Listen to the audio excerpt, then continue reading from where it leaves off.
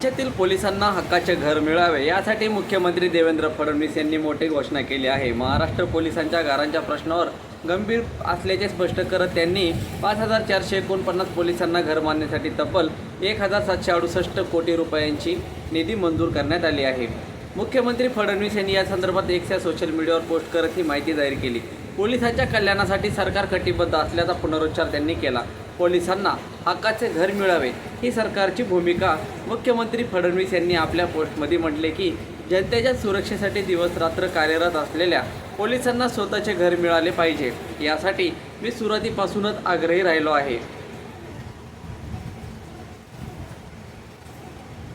राज्यातील पोलीस कर्मचारी अनेकदा कठीण परिस्थितीत काम करतात।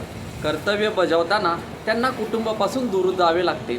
अनेक पोलिसांना स्वतःचे घर नसल्याने त्यांना भाड्याच्या घरात किंवा शासकीय निवासस्थानी राहावे लागते। त्यामुळे पोलिसांच्या घरांच्या प्रश्नाकडे सरकारचे विशेष लक्ष दिले असल्याचे त्यांनी स्पष्ट केले। 2014 ते 2019 दरम्यान राबवली होती योजना।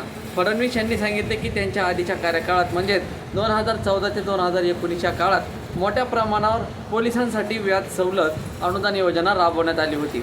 या योजनेच्या माध्यमातून अनेक पोलिसांना घर खरेदीसाठी आर्थिक मदत देखील देण्यात आली होती।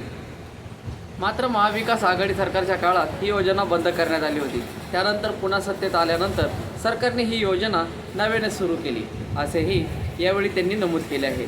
5449 पोलिसांना थेट हा लाभ भेटणार आहे। मुख्यमंत्र्यांच्या घोषणेनुसार महाराष्ट्र राज्य पोलीस गृहनिर्माण व कल्याण महामंडळाकडे आलेल्या प्रस्तावांच्या आधारे 5459 पोलिसांना घरबांधणी अग्रिम मंजूर करण्यात आले आहे। या योजनेअंतर्गत पोलिसांना घर खरेदी किंवा बांधकामासाठी आर्थिक मदत दिली जाणार आहे।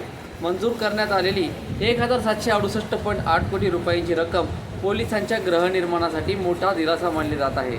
तर मित्रांनो, अशाच प्रकारच्या नवीन अपडेट्स मिळवण्यासाठी, माहिती मिळवण्यासाठी आपल्या यूट्यूब चॅनलला, फेसबुक पेजला फॉलो करा, यूट्यूबला सबस्क्राईब करा। भेटू पुढच्या व्हिडिओमध्ये, तोपर्यंत धन्यवाद।